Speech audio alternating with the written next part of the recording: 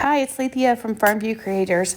Let's work on the Sweet Liberty Wagon Insert kit from the Rust Covered Cottage by Christina. I love these wagon kits. I'm sure you've probably noticed from my channel. I'm going to put the words on my sticky board. Try to be careful with your words. You want a used sticky board, or if it's a fresh sticky board, you want to put them where there's not much holding on to the tape, because they can be a little bit fragile. I'm going to start by coating all of the base pieces with Van Dyke Brown semi-gel stain. And then I'm going to go in with Amber Honey on the bell and some of the words. And I was holding up the baseboard with the Van Dyke Brown just to see the difference between the two colors. Van Dyke Brown is definitely a deeper, darker color. For the Statue of Liberty and the rest of the words, I am going to use Verde Green Glaze. I love this stain. It is gorgeous. It is my favorite green, honestly. I am putting a couple of layers, and then I'm doing like a dabbing to make that base of the statue darker, because I do want some contrast between the layers. Using Spanish Sunrise acrylic mineral paint on the fireworks and the tip of that firework. And then I am putting it on the flame.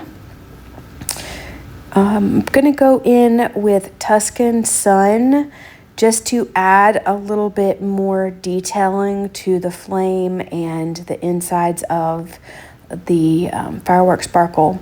On the actual firework, I am using Mulberry and Midnight Blue mineral acrylic paint. I'm just using a very fine tip brush and just doing one heavy coat on those little stripes. I don't trust myself to do another coat. For the accent color on the bell, I am using a new to me stain glaze. This is Black Walnut.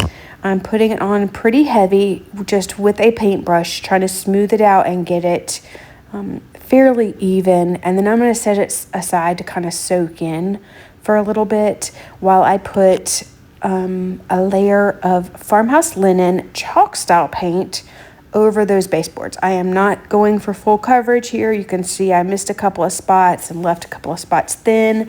I use my weeding tool to kind of clean out those score lines for the shiplap look. Again, not going for full coverage. I want to leave some spots bare and a little thin.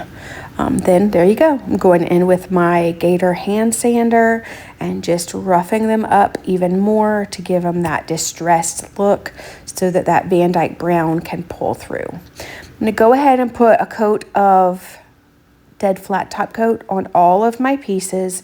Takes out any shine that there may be. The acrylic mineral paints have a built-in top coat, but they also have just a touch of shine. Now I'm going in with my Debi's DIY Dark Wax. It's my favorite distressing wax. And just kind of putting it around the edges, swiping it through the middles, and just darkening them up and distressing them until I'm happy with them. And now it's time for assembly. I'm going to use art glitter glue. And I'm holding those up to see the light so I can see the score lines that are still there. You just have to get the light to hit them just right to see them after you paint over them. So I'm lining them up, and I'm so thankful for those score lines because I cannot put things on straight to save my life.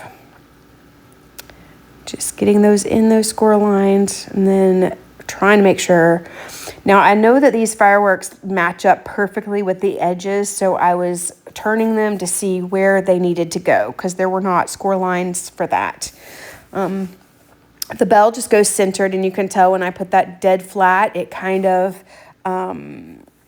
buffed out some of that black walnut, and I really like how it turned out.